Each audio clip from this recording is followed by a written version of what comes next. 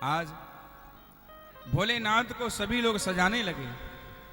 ब्रह्मा सज गए, विष्णु सज गए, सज गई सगरी बारात। भोले बाबा ऐसे सज गए जैसे श्री भगवान। लगो ने आई हरे हरे। भोलेनाथ सज करके तैयार हो गए। ब्रह्मा भी सज रहे हैं, विष्णु भी सज रहे हैं, सारे बराती तैयार हो रहे हैं। लक्ष्मी जी आ गई। लक्ष्मी जी ने कहा महाराज आप जा रहे हो तो मैं कैसे रह पाऊंगी, मैं भी तो बारात में जाऊंगी। विष्णु भगवान बोले हमारे यहां ऐसी परंपरा नहीं है, स्त्रियों को जाना वर्जित है। लक्ष्मी जी बोली ठीक है स्त्रियों को जाना वर्जित तो है, लेकिन मैं कौन हूं?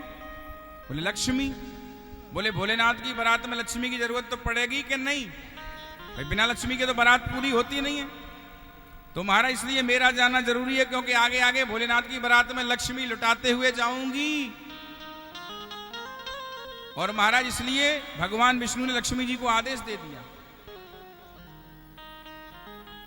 इसलिए हमारे हिंदू सनातन धर्म में ये परंपरा है कि स्त्रियों को कभी बारात में नहीं जाना चाहिए। लेकिन आजकल तो महाराज और की तो बात छोड़ो,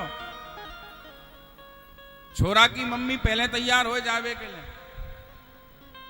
और जाकी शादी छोरा की होए ना वो तो बेचारा 2 दिन पहले जावे, ब्यूटी पार्लर जो भी है। लेकिन मैया तो महीना भर पहले से ही दिनों, जब तक शादी की तारीख आवे 6 बार है आवे।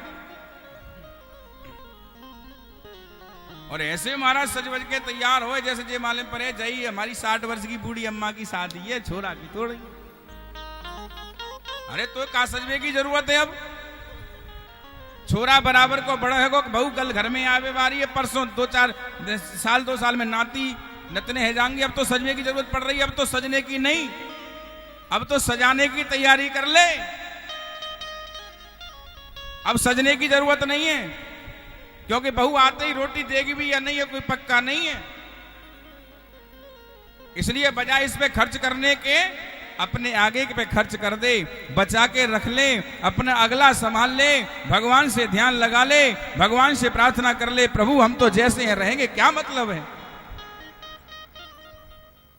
अरे पंडित जी सोना का ब्याह समझी मिलेंगे। अरे छोरा छोरी देखेंगे तो थोड़ी देखेंगे। खैर भावना यह है कि हमारा सजने समरने से कुछ नहीं होता है। अगर सजना है तो संसार को दिखाने के लिए नहीं प्यारे। कितना भी आप क्रीम पाउडर लगा लो, कितना भी पियर सोप साबुन से नहा लो, लेकिन जो हकीकत है वो हकीकत होती है। ये सब बेकार की चीज है। जिंदगी में कुछ साथ ना आया ना साथ जाएगा, सब यहीं रह जाता है। अब आप कहोगे महाराज जी आप हम इतने बड़े हो गए आज तक कभी एक साबुन के अलावा जो मिल जाए हम तो वही से नहा लें, क्योंकि हम तो रोज ही ना नई नई जगहों पे जाते हैं। कोई लक्ष्य पकड़ाए दे, कोई लाइफ दे दे, कोई ठर्रई दे दे, लो महाराज जी जाइए नहा लो, काम की बात है, हम कहां दिलावे सामने। अब जो मिल जाए सो नहानो पर है। तो हम तो 38-39 साल से, जब छोटे होंगे तब पता नहीं, जब से हमने इस कथा लाइन में प्रवेश किया है जानकारी हुए तब से हम तो चाहे जिससे नहा लेते हैं, और एक ही तेल लगाया है, उसके अलावा कोई क्रीम पाउडर जाना ही नहीं।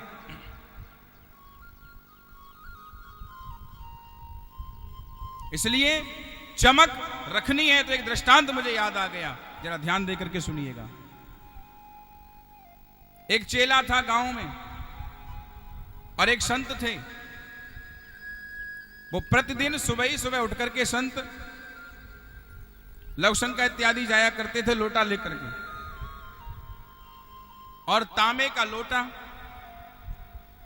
लौट करके आकर के हाथ वगैरह मांजते हैं ना, तो हाथ मांजने के बाद कम से कम आधा घंटे तक उस लोटे को माटी से मांजते थे, और मांज मांज के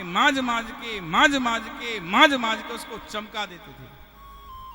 इतना चमकाते कि ऐसे करके दर्पण देख लो उसमें, और एक चेला मूर्ख बालक रोजाना देखा करता था। एक दिन उसने कहा, बाबा एक बात बताओ। बोले पूछो। बोले तुम रोजाना इस लोटे को ले जाते हो और रोजाना इसको तुम आधा घंटे तक चमकाते हो, मतलब क्या है?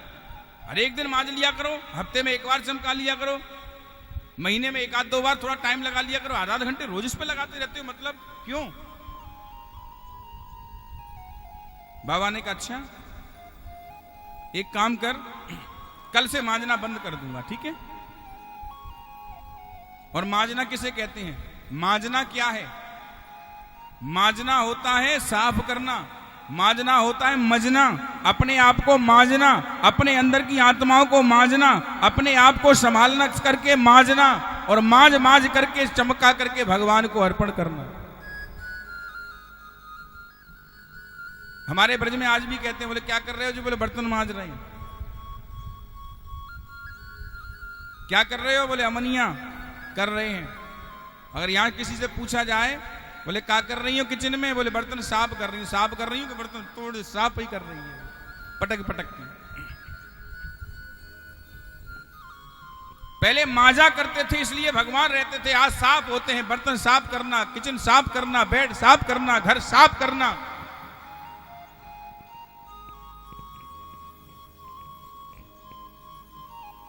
इसलिए सब कुछ साफ ही साफ होता चला जाता है, वहां लक्ष्मी का कभी वास नहीं होता है।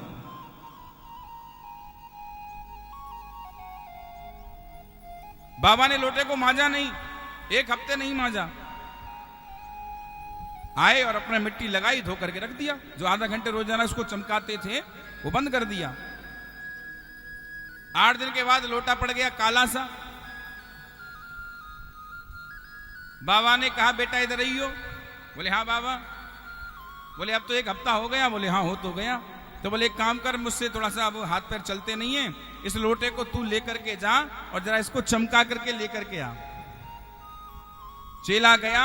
अब चेला ने जाकर के महाराज मिट्टी लेकर के आधा घंटे की जगह, बाबा रोजी ने आधा घंटे रगड़ते, चमकता था शीशा जैसे, और चेला ने आज 2 घंटे रगड़ाई करी, दे रगड़ाई, पर लोटा पहले जैसा चमका नहीं। थोड़ा बहुत चमका, लेकिन पहले इस चमक नहीं आई। अब लोटा ले गया। बोले हाँ चमक तो आ गई, और मन में कह भी रहा है, लेकिन बाबा रोजाना आधा घंटा चमकाते थे ना, इस पे टाइम लगाते, वैसा नहीं चमका। चक्कर क्या है? अच्छा बाबा लो, मैं ये लोटा मांज करके ले आया हूं, चमक रहा है ना?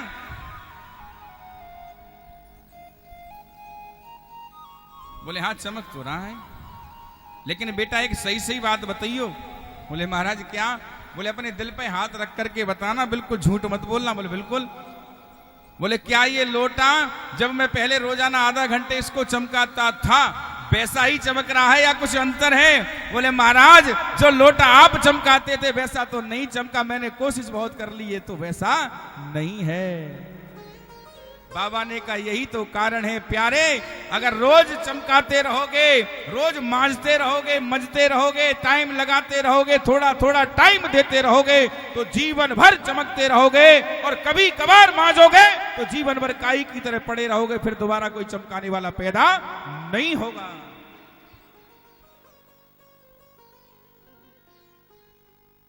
इसलिए चमकना है तो रोज मांजना पड़ेगा, रोज मालिश करनी होगी, अपने आप को मांजना होगा। और मांजना कैसे है? कोई माटी की जरूरत नहीं है। जहां जहां भागवत कथा, राम कथा होती है, वही माटी रूपी कथा को अपने हृदय में उतार करके, कानों से सुन करके अपने आप को मांजते रहो। और वही कबीरदास जैसे, महात्मा जैसे, साधु जैसे, लोटा जैसे। कौन है लोटा? लोटे आप हो। आप जैसे लोटा रूपी भक्त और माटी रूपी कथा को सुन करके, और कबीरदास गुरु जैसे, हम जैसे कथाकारों के द्वारा पान करते हुए अपने आप को चमकाते रहो, निश्चय ही भव से बेड़ा पार हो जाएगा। इसलिए कहते हैं क्या भरोसा है इस जिंदगी का, हे प्यारे, हो क्या भरोसा है इस जिंदगी का, साथ देती नहीं ये किसी का। क्या भरोसा है इस जिंदगी का, साथ देती नहीं है किसी का।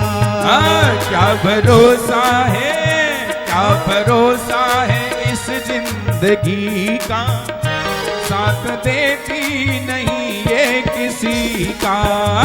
क्या भरोसा है इस जिंदगी का, साथ देती नहीं है किसी का। क्या भरोसा है, क्या भरोसा है, क्या भरोसा है, क्या भरोसा है, क्या भरोसा है, क्या भरोसा है, क्या भरोसा है, क्या भरोसा है, क्या भरोसा है, क्या भरोसा है इस जिंदगी का, साथ देती नहीं ये किसी का। क्या भरोसा है इस जिंदगी का, साथ देती नहीं है किसी का। हरि बोल, हरि बोल।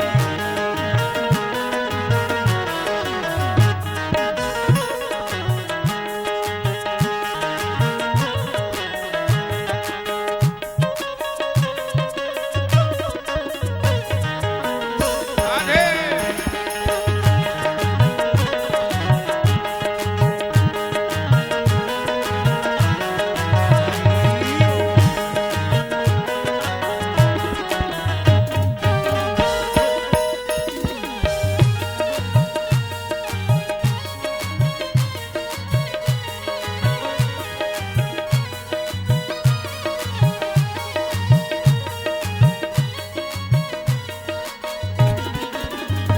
और श्वास रुक जाएगी चलते चलते, समय बुझ जाएगी जलते जलते। श्वास रुक जाएगी चलते चलते, समय बुझ जाएगी जलते जलते। श्वास रुक जाएगी,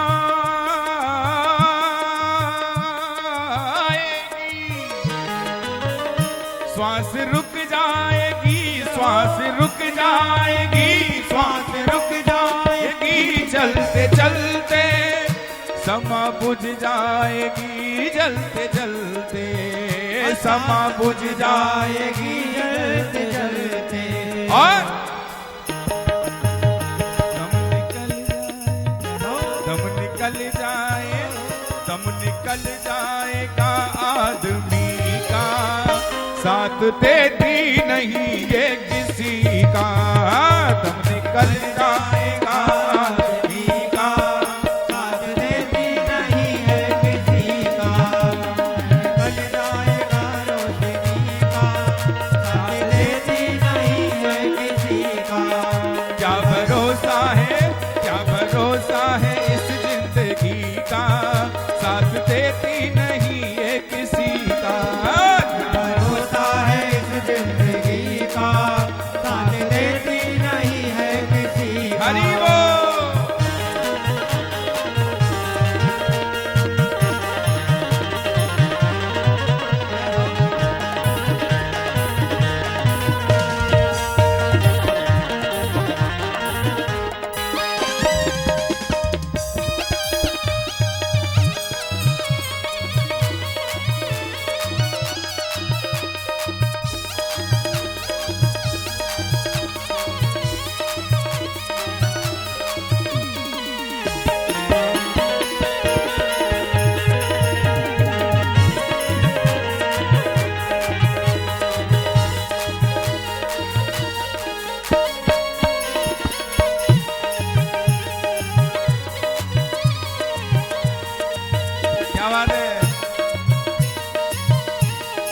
और ज्ञान भैया बहुत अच्छे, और थोड़ा ध्यान मेरी तरफ जरूर रखें, ठीक है ना।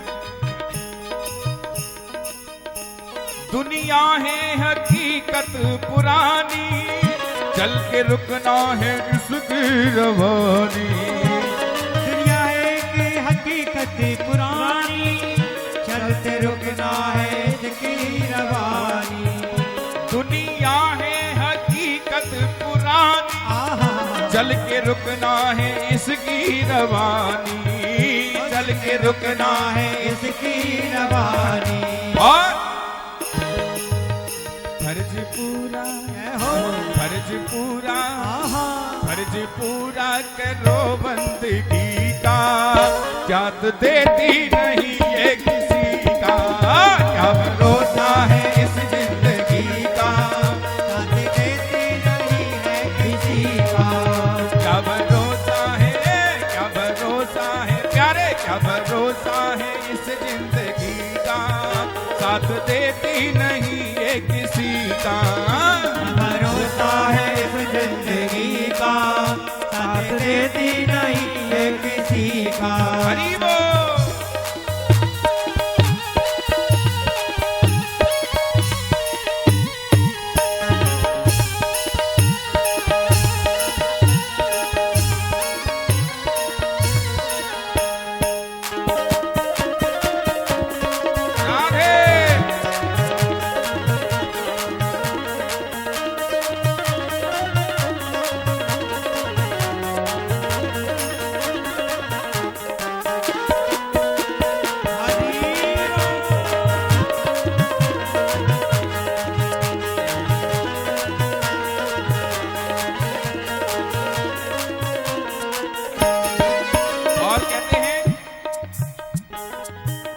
हम रहे ना हम रहे ना रहे ना रहे ना रहे ना हम रहे ना मोहब्बत रहेगी। दास्तां अपनी दुनिया कहेगी। हम रहे ना हम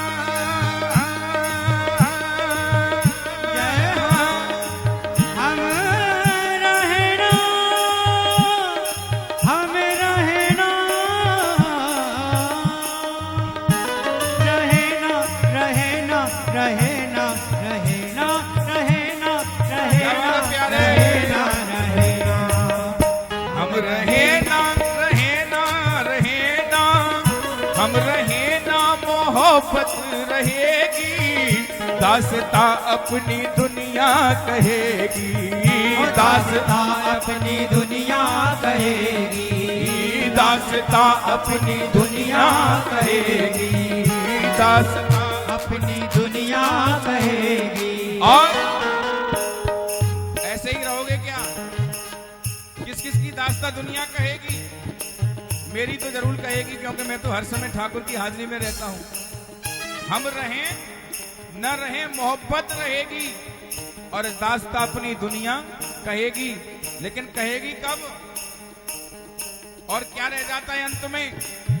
दोनों हाथों से तालियों के साथ, मीठी मीठी तालियों के साथ, नाम रह जाए नाम रह जाए नाम रह जाएगा आदमी का, साथ देती नहीं ये किसी का। क्या रह जाए आदमी का, साथ देती नहीं है किसी का।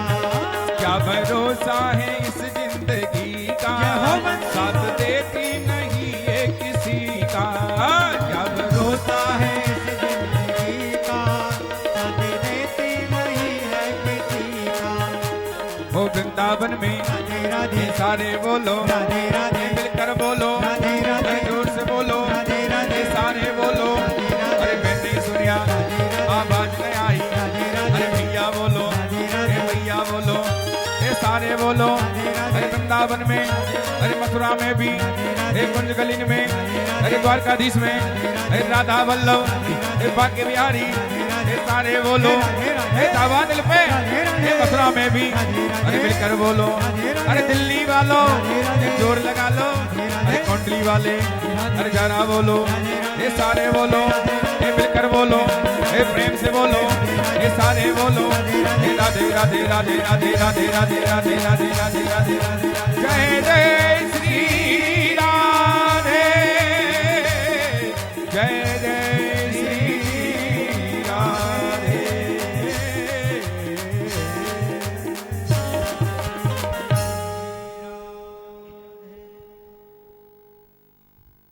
बोलिए वृंदावन बिहारी लाल की जय हो।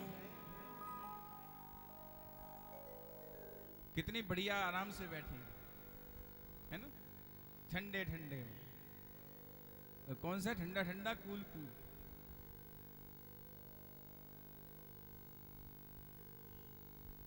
और महाराज यहां बैठ करके ना आपको यकीन नहीं होगा, कितने भी कूलर पंखा लग जाएं, चोटी को पसीना एड़ी पे आ जावे। देखने में लगता है कूलर चल रहा, महाराज जी तो एसी लगी है मंच पे, का टेंशन है। चेहरे पे ही तो न दिखे क्यों, बगल से आ रही है हवा, लेकिन आकर के देखो कुर्ता छू करके पता चलेगा पसीना में तल है कि नहीं। जब हमें कोई टेंशन दिक्कत नहीं तो तुम्हें काय बात की चिंता है। और तुम तो हमारा इतना खाए के आओ, सुनना ही तो हमें, करनो काय बैठना ही तो है। अगर हम इतना खाए लेंगे तो महाराज भिन्न ही होगी। फिर रह गई कथा, जरा सो खानों पर है सुबह जो 5 घंटा कथा जो करनी है, शाम को ही जो कचू चक खा के आराम से, तो थोड़ी सी तो नेक रखो, है ना। और आनंद लीजिए और बढ़िया तालियों के साथ भगवान की कृपा से अपनी जिह्वा को पवित्र करते हुए, आनंद लेते हुए कथा को श्रवण करिए, क्योंकि ये दिन यदि निकल जाएंगे दोबारा आए ना आए कोई गारंटी नहीं है। आज लक्ष्मी जी ने कह दिया, बोले मैं भी तो जाऊंगी, मैं रह नहीं पाऊंगी। और महाराज याद रखना, लक्ष्मी तो इसलिए जा रही है कि साक्षात लक्ष्मी है, बिना लक्ष्मी के कोई भी कार्य संपूर्ण नहीं होता। इंद्राणी आ गई, बोले मैं भी तो जाऊंगी, मैं कैसे रह जाऊंगी, तुम क्या करोगी। बोले मैं भोलेनाथ की बारात में आगे आगे लक्ष्मी जी का साथ दूंगी। इंद्र जी बोले मैं भी तो चलूंगा। बोले तुम क्या करोगे। बोले भगवान की जब बारात जाएगी तो रास्ते में कांटे भी मिलेंगे, कंकड़ भी मिलेंगे, गंदगी भी मिलेगी, मैं ऊपर से छिड़काव करूंगा जिससे सब कुछ धूल मिट्टी दब जाएगी, उड़ेगी नहीं।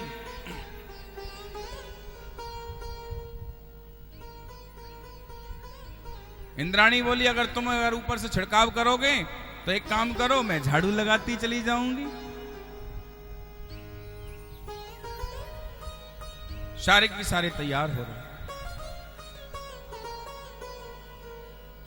सरस्वती जी आ गई, बोले महाराज मैं बारात जा रही भोलेनाथ की, आप भी जा रही हो, आप भी जा रही हो। तो बोले मैं भी तो जाऊंगी, मैं कैसे रह जाऊंगी। बोले तुम क्या करोगी। बोले बिना नगाड़े, बिना ढोल, बिना बाजे के बारात में शोभा नहीं आती, और बिना मेरे कौन गाएगा कौन बजाएगा। मैं भोलेनाथ की बारात में जाऊंगी, बढ़िया बढ़िया सुंदर सुंदर कीर्तन भजन गाऊंगी, सबको नचाऊंगी। पवन देव से कहा, बोले महाराज मैं भी चलूंगा। बोले तुम क्या करोगे। बोले मैं अपनी हवा के झोंके से अगर कोई रास्ते में बीच में कोई दिक्कत होगी सबको साफ करता हुआ चला जाऊंगा। सारे देव तैयार हो गए और महाराज बड़े आनंद के साथ बारात तैयार हो गई। भोलेनाथ दूल्हा बन गए, लंबी लंबी दाढ़ी, जे जटा, और महाराज नाग का सर पर शेहरा बना हुआ है। बूढ़ो नंदी बुलायो, नंदी के ऊपर दूल्हा बैठ गए। और कैसे बैठे भोलेनाथ, जिधर भोलेनाथ बैठे हैं ना, जिधर नंदी की पीठ है उधर तो अकल्लो मोह, पूंछ की तरफ पूंछ पकड़ ली और मोह की तरफ कर ली पीठ। बोले चल भैया नंदी। सारे देवता बोले है वो ब्याह, मिल गई पूड़ी हमें तो बढ़िया। एक तो 80 वर्ष को बूढ़ो दूल्हा है, इतने बड़े बड़े नाग संग लेके चल रहे हैं और बूढ़े नादिया पे उल्टो बैठ के जा रहे हैं। ऐसे दूल्हा देख के कोई बारात में महाराज पूड़ी मिले। बोले हम ना जा रहे बारात में, है वो ब्याह। बोले ना, तो बोले ना जा रहे। बोले ना, बोले कोई बात नहीं है, नहीं जाना है तो मत जाओ, हमारे पास बारातियों की कोई कमी थोड़ी नहीं है, हमारे पास बहुत सारे बाराती हैं, तुम नहीं जाओगे तो क्या है। अब तो महाराज सारे देवताओं ने मने कर दिया और भोलेनाथ ने जितने भी शमशान घाट थे सब में खबर भिजवा दी। बोले चलो साहब आज मालिक की शादी है, चलो जी आज मालिक की शादी है। तुम्हारा सारे शमशान घाट के जितने भी भूत प्रेत सब दौड़ पड़े। और महाराज सब की सब आ गए। कैसे कैसे आए बराती? कऊ के महाराज 10 फुट के दांत, कऊ के 20 फुट के हाथ, कऊ को मोही ना है, कऊ को धड़ई ना है, मोही मोहे, कऊ को मोह पीछे कुएं, कऊ को आंखों, कऊ एक आंख है, कऊ की हथी ना है, कऊ के जे 10-10 फुट के हाथ पैर, कऊ को पेट ही ना है, खाली आते ही आते, कऊ को पेट बहुत बड़ो। ऐसे ऐसे भोलेनाथ के बराती हैं, भूत प्रेत। विष्णु भगवान बोले अब तो पक्की बिल्कुल गारंटी मोहर लग गई कि अब तो पूड़ी में खलबलो है ही गयो।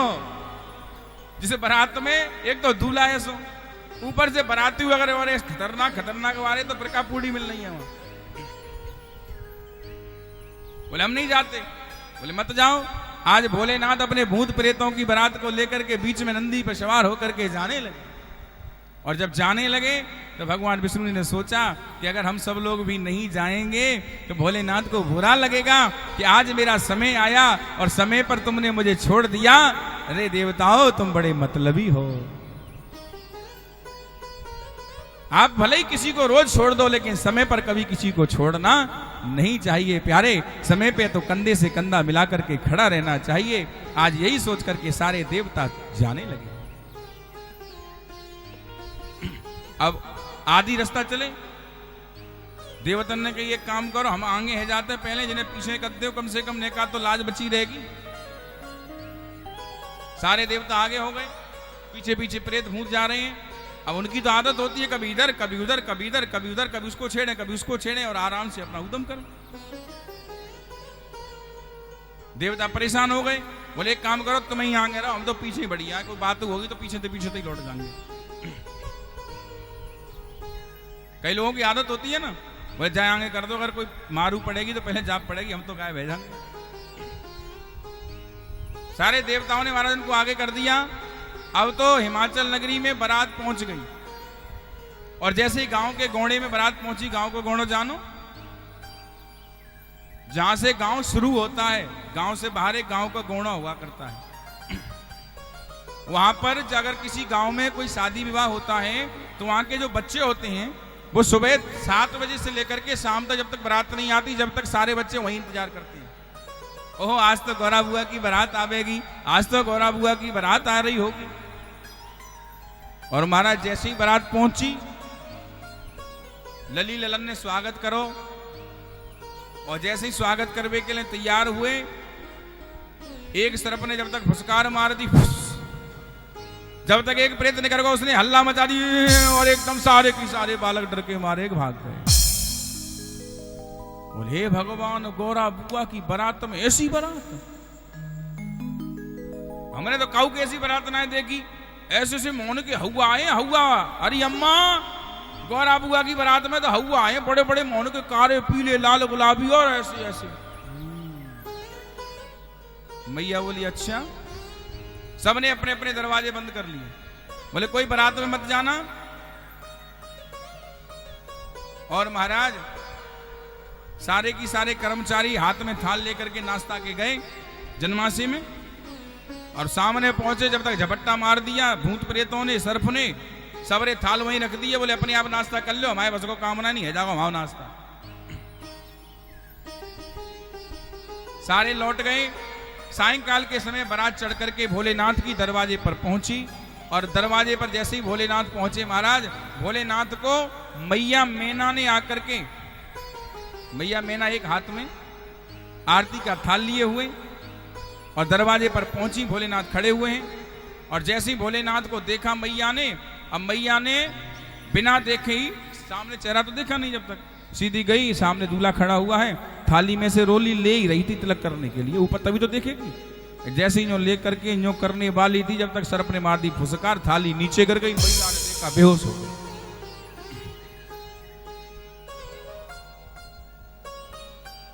होश आया, तुरंत जाके कमरे में पहुंच गई। मैया पार्वती का हाथ पकड़ा और हाथ पकड़ करके पहुंच गई अंदर कमरे में, अंदर से कुंडी लगा करके बंद कर लिया। बोले हे भगवान, 80 वर्ष को दाढ़ी वाला दूल्हा, नाग संग लेके चलने वाला, मेरी 16 वर्ष की गौरा, मैं ना शादी करूं चाहे जीवन भर कुंवारी ही रह जाए। सारे लोग परेशान हो गए महाराज। नारद जी पहुंचे। अरे नारद, तो कुछ शर्म नहीं आई? अभी भी तू मुझसे कहता है कि शादी करवा दो, शादी कर दो, क्यों मने करती हो? तूने कब कब के हमसे बैर निकाले? हमारी तुम्हारी क्या दुश्मनी थी जो मेरी सोने जैसी 16 वर्ष की कन्या और तूने 80 वर्ष को बूढ़ो दूल्हा ढूंढ करके तैयार कर दिया? नारद जी बोले, मैया चिंता मत करें, तुझे बहुत बड़ी गलती हो गई। बोले क्या हो गई? अभी कोई कमी कसर रह गई? बोले हाँ। बोले क्या? बोले ऐसा हुआ जिनके यहाँ जो लड़के वाले हैं ना, इनके यहाँ कुछ रिवाज है। बोले कौन सी रिवाज है? बोले जब कहीं बारात जाती है इस गांव से किसी के यहाँ पर, तो सबसे पहले लड़की वाले के दरवाजे पर कोई साधु संत जोगी होता है ना, उसको पहले आगे खड़ा करते हैं। ये उसका तिलक चंदन करवा के आरती उतरवाते हैं, जिससे कोई अलाय वलाय हो भी तो कम से कम बाकी ऊपर चली जाएगी। बाकी बाद में दूल्हा का टीका करवाते हैं। वो तो जोगी था। मैया बोली हाँ ये बात तो ठीक है तेरे नारद।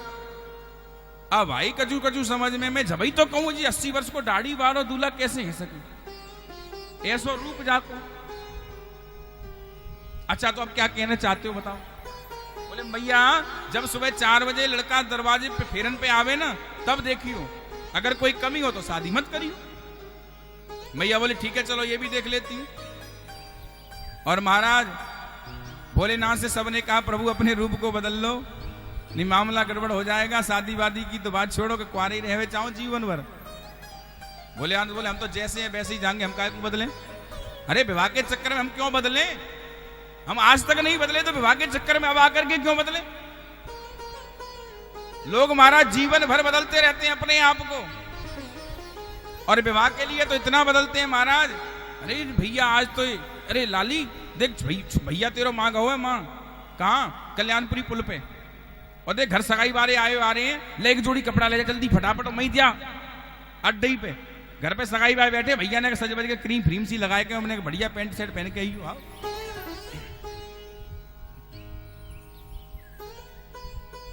बदलने की क्या जरूरत है? जरूरी है? कपड़े बढ़िया पहनाने से, सुंदर बन करके बुलाने से क्या वो सुंदर हो जाएगा? रोज दारू पीता हो, रोज जाकर के उल्टे सीधे काम करता हो और बढ़िया क्रीम पाउडर लगा के सजा करके बढ़िया कपड़े पहना के लाके बिठाल दो, क्या बदल जाएगा? ऐसे बदलने से कोई फायदा नहीं है। जो है सामने प्रस्तुत करो। बदलना है तो उसके जीवन को बदलो, उसकी आत्माओं को बदलो, अपने आप को बदलो और मेरे भगवान से जोड़ दो। कभी तुम्हें बदलने की जरूरत नहीं पड़ेगी।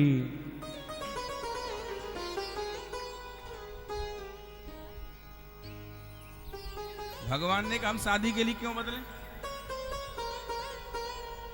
आज मैया अंदर से अंदर ही प्रार्थना कर रही है, प्रभु मैं तो आपके जन्म जन्मांतरों से चरणों की दासी हूं, कृपया करके अपने रूप को बदल करके आइए, मुझे अपनी अर्धांगिनी के रूप में स्वीकार करो, क्योंकि मैया इस रूप में तो कभी विवाह नहीं करेगी। भोले बाबा ने आज मैया के कहने से अपने रूप को बदल दिया, क्योंकि शिव ही शक्ति है और शक्ति ही शिव है। बिना शिव के शक्ति अधूरी है और शक्ति के बिना मेरे भोलेनाथ अधूरे हैं।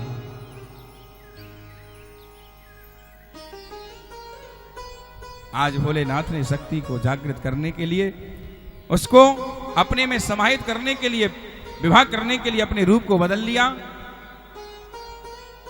और सुबह के 4 बजे भोलेनाथ इतने सुंदर बन गए। 18 वर्ष के भोलेनाथ इतने सुंदर बन गए कि महाराज जैसे ही मंडप के नीचे पहुंचे, मैया मैना,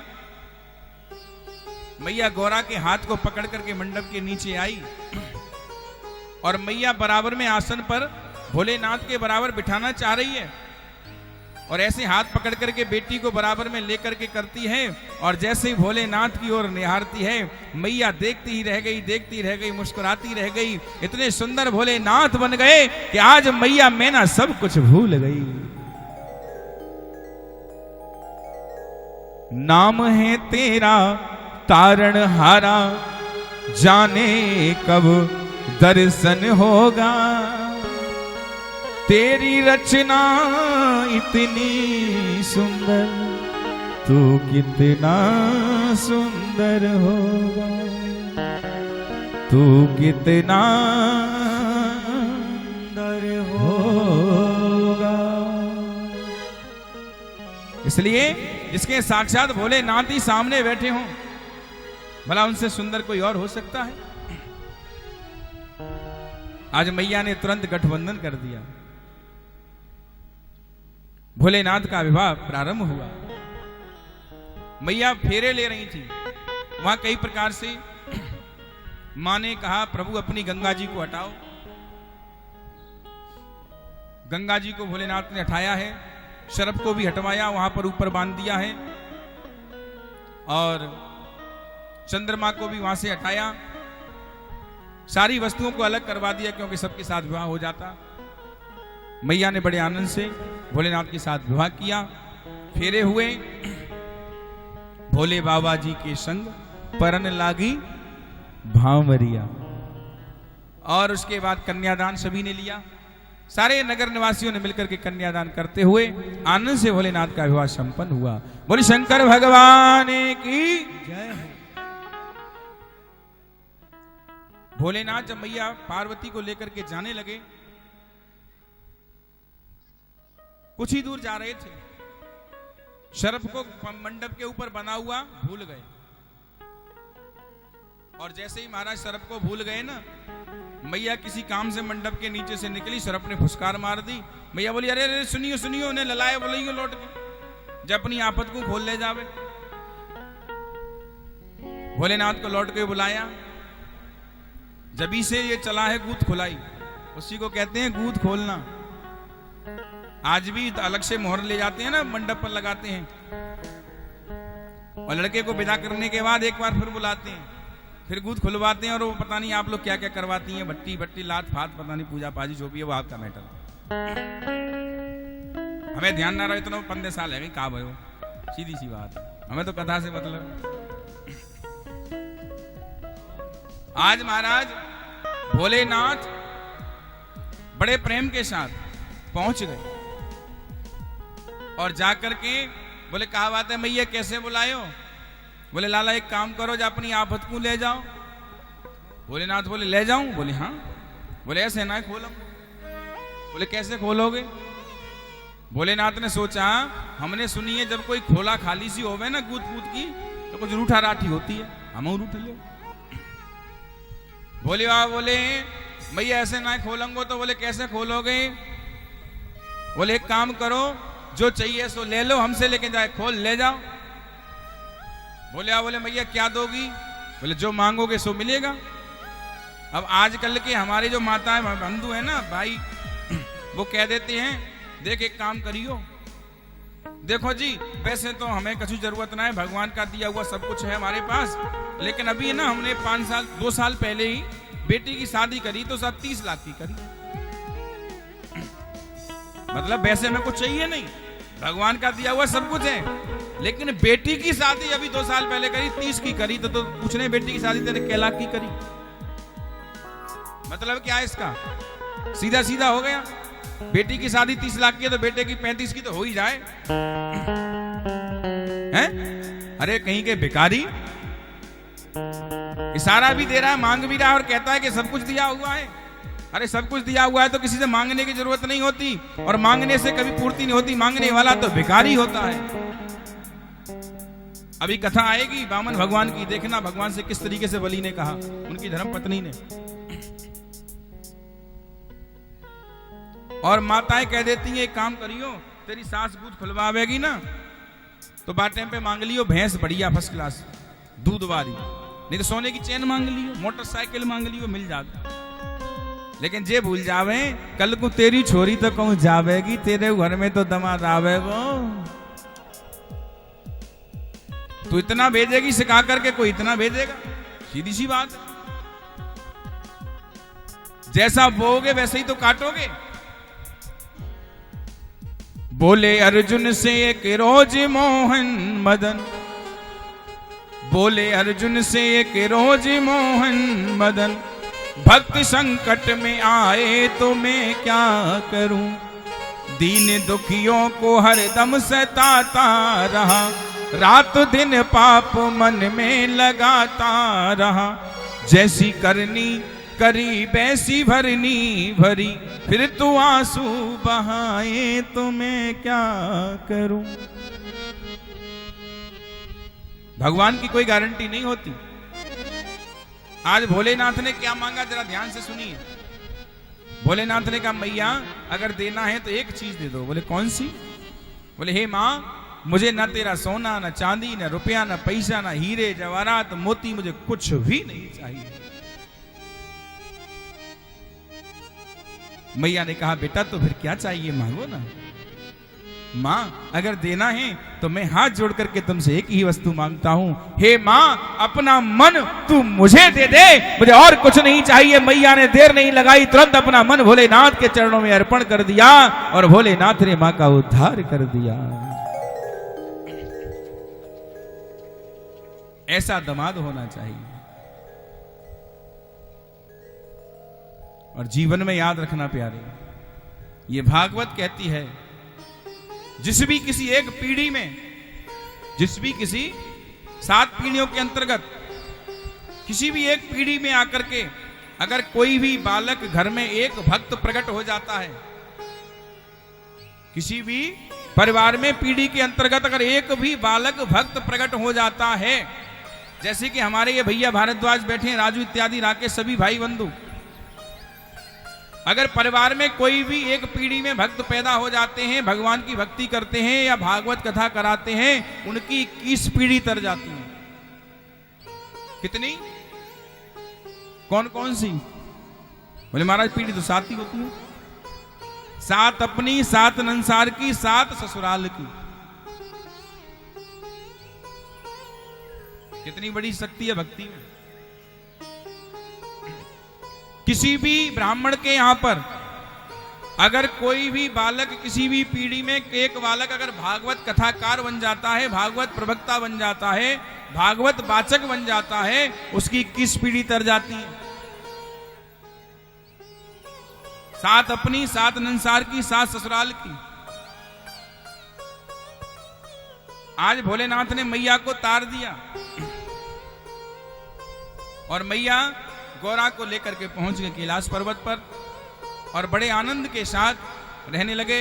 कथा तो बहुत लंबी है और भागवत में इतना लंबा विवाह नहीं है, मैं ये भी बता देता हूं आपको। एक बार मैं आज से करीब 18 साल पहले कथा करने गया था हाथरस में,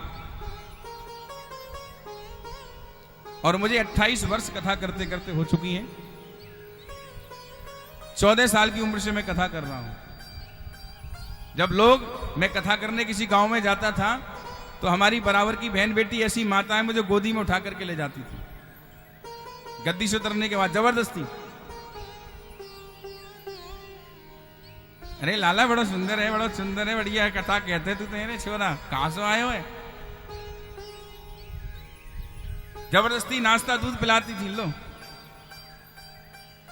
तब से कथा कहना प्रारंभ किया है और 224वीं ये कथा है।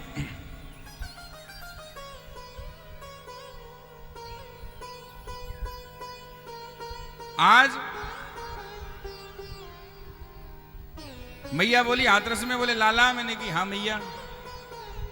बोले तेने कथा सुनाई बड़ी बढ़िया। मैंने कहा अच्छा मैया बड़ी कृपा भाई, तू अच्छी लगी, हम तो जान ही ना बढ़िया करबो। बोले पर तेने दक्ष यज्ञ विध्वंस सुनायो और इतनी कह दई राजा दूसरे जन्म में पार्वती हिमाचल के यहाँ पर जन्मी और पार्वती के रूप में प्रकट हुई और भोलेनाथ से विवाह हुआ। बोले आनंद नहीं आयो तो मेरी मैया क्या करना चाहिए? बोले कम से कम 2-3 घंटा में ना बढ़िया भोलेनाथ का पूरा विवाह सुना, आनंद से, आनंद लेकर के, तब आनंद आवेगा भोलेनाथ का विवाह कैसे भयो। अब मैया पीछे पड़ गई। अब कथा की आरती है गई। दूसरे दिन जाकर के स्पेशल मुझे मैया के लिए 2 घंटे कथा पीछे करनी पड़ी और विवाह सुनाया तो सबको बड़ा आनंद आया, अच्छा भी लगा। अब तब से ऐसा क्रम सा बन गया है, सब लोग कहते हैं बोले महाराज जी नहीं, भोलेनाथ की शादी होनी चाहिए, सुनाया करो, हमें भी तो पता चले भोलेनाथ का विवाह हुआ कैसे कैसे क्या हुआ। भागवत के अंदर पूरा विस्तार से भोलेनाथ का विवाह नहीं है। तो विवाह में 2-3 घंटे हमने तो कर दिया, नहीं तो विवाह में 7-7 दिन 7-7 महीने लग जाते हैं। और कथा भी और भी है, तो आइए। बड़े आनंद से भगवान शंकर मैया पार्वती को लेकर के जाते हैं। रास्ते में मैया ने जिद करी है, वहां पर सोने की लंका इत्यादि भगवान ने बनवाई है, और वहां रावण पहुंचा है, गृह प्रवेश इत्यादि हुआ है, लंका का दान हुआ है, नाना प्रकार से कथाएं होती हैं। लेकिन भोलेनाथ मैया पार्वती को लेकर कैलाश पर्वत पर रहने लगे। बोली शंकर भगवान की जय हो। आगे चल करके श्री सुखदेव जी कहते हैं, हे राजन परीक्षित, बड़े आनंद के साथ भगवान ने सुंदर सुंदर कथाओं का वर्णन किया।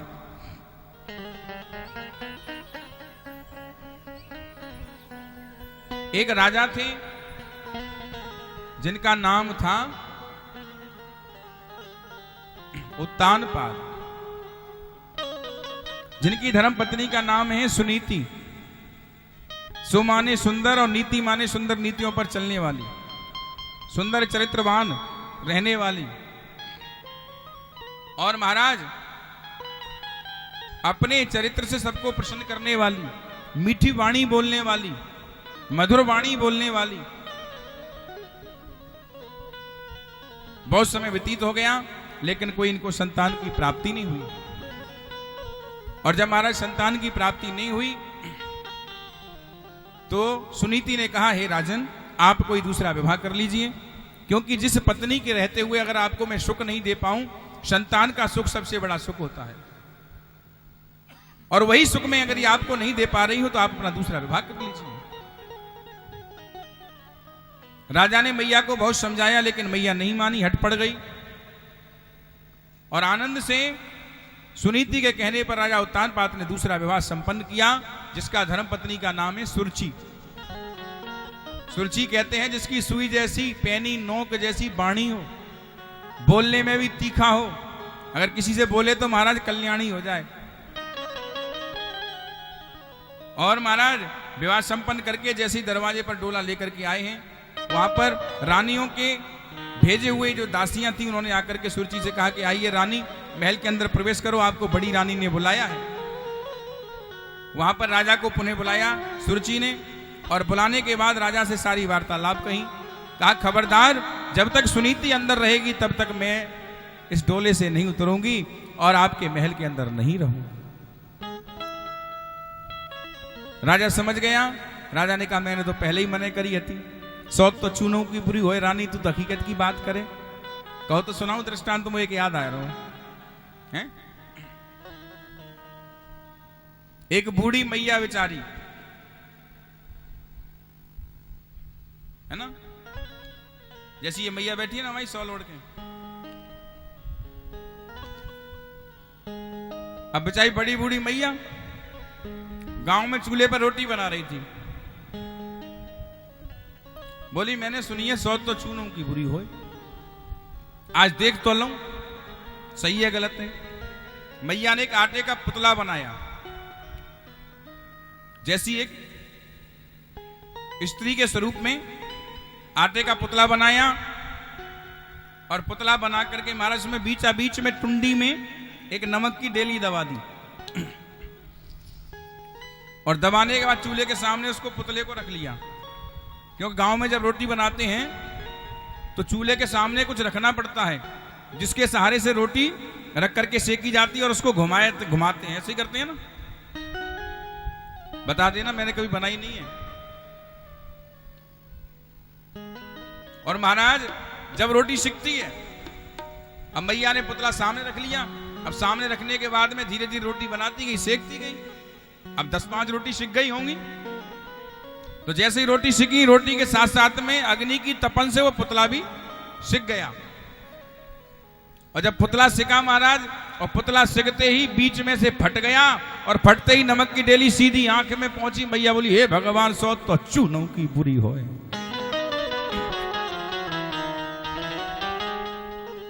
जब चून की आंख फोड़ सके तो सपत्ती आ जाएगी, तो फिर घर से बाहर ही जाना पड़ेगा।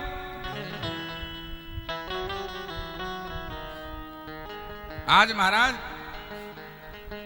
वही हाल हमारी मैया सुनीति का हुआ। सुनीति ने बहुत सुरुचि को समझाया, नाना प्रकार से प्रार्थना की, लेकिन सुरुचि नहीं मानी। और घर से बाहर सुनीति को निकलवा दिया। जंगल में झोपड़ी बना दी और जंगल में जाकर के बड़े आनंद से मैया सुनीति रहने लगी। साथ में दासी भी चली गई। सुरुचि ने कहा, कभी सपने में भी आप इसकी याद नहीं करोगे। राजा शिकार खेलने जाया करते थे। ये महाराज खा पी करके चादर तान के सो जाती थी। सायंकाल का समय हुआ। राजा उत्तात पात ने आकर के दरवाजा धीरे से बजाया, लेकिन ये सो रही थी, इसको सुनाई नहीं पड़ा। रात्रि होने वाली थी। राजा ने सोचा ऐसा मौका दोबारा नहीं आएगा। तुरंत घोड़े को सुनीति की ओर दौड़ा दिया और महाराज रात्रि को वहीं विश्राम किया। सुबह ठीक 4 बजे घोड़े को लेकर के पुनः महल की ओर आ गया।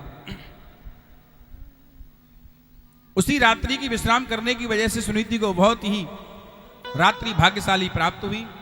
वह गर्भवती हुई तथा सुखदेव जी कहते हैं, हे राजन परीक्षित, मैया सुनीति के यहां पर 9 महीने के बाद सुंदर बालक का जन्म हुआ और ब्राह्मण को बुलाकर के उसका नामकरण हुआ, जिसका नाम था ध्रुव। बोलिए ध्रुव जी महाराज की जय।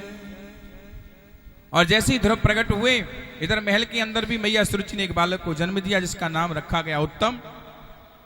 दोनों भाई बाहर खेलने कूदने करने के लिए निकलते हैं। एक दिन दोनों मृतता होती है। मृतता होने के बाद जब किसी गरीब का बच्चा अमीर के बच्चे से दोस्ती करता है, तो गरीब के बच्चे को अमीर जैसी कामना प्रारंभ हो जाती है। उसने कहा, भैया आप तो बहुत बड़े पैसे वाले हो ना? बोले हाँ हाँ। बोले आपका घर कहां पर है? बोले हमारा घर ना बहुत बड़ा महल है। अच्छा, तो हम आपका घर देखने के लिए आ जाएं, क्या आप हमें अपना घर दिखाओगे? बोले हाँ बिल्कुल आइए। एक दिन ध्रुव जी महल में मिलने के लिए उत्तम से पहुंच गए। सामने राजा उत्तानपाद बैठे हुए हैं, बगल में सुरुचि बैठी थी। जैसे ही उत्तम को उत्तानपाद ने ध्रुव जी को देखा, पहचान लिया कि सुनीति का पुत्र मेरा ही पुत्र है, कोई और नहीं है। ध्रुव जी ने जाकर के प्रणाम किया और प्रणाम करने के बाद जैसे ही राजा खड़े होकर के अपनी भुजाओं को फैलाने लगे गोदी में लेने के लिए, और इधर में ध्रुव जी उसकी गोदी में जाने को तैयार हुए, और जैसे ही महाराज जाने को तैयार हुए, एकदम से सुरुचि खड़ी हो गई। बोले खबरदार, इनकी गोद में आप नहीं बैठ सकते। अगर गोदी में बैठने का इतना ही शौक है तो कृपया करके पहले तुम्हें मेरी कोख से जन्म लेना होगा, उसके बाद तुम मेरी गोद में बैठ सकते हो, इस गद्दी पर बैठ सकते हो। और जब महाराज ऐसा बोल दिया, आज ध्रुव जी परेशान हो गए और दुखी होकर के रोते हुए अपनी मैया सुनीति के पास जाकर जाने लगी। और सुनीति ने जैसे ही अपने लाला को रोता हुआ देखा, विलाप करने लगी और देख करके रोने लगी। बेटा मेरे गोदी के हो, लाला मेरे गोदी के, तुझे किसने रुलाया है? लाला मेरी गोदी के, तुझे किसने रुलाया है? लाला मेरे गोदी के, तुझे किसने रुलाया है? लाला मेरी गोदी के, तुझे किसने रुलाया है? ओ लाला मेरे गोदी के, तुझे किसने रुलाया है? लाला मेरी गोदी के, तुझे किसने रुलाया है? और होने नी होने नी अखियों में, हो छोटी छोटी अखियों में, किसने आंसू भरवाया है? लाला मेरे गोदी के, तुझे किसने रुलाया है?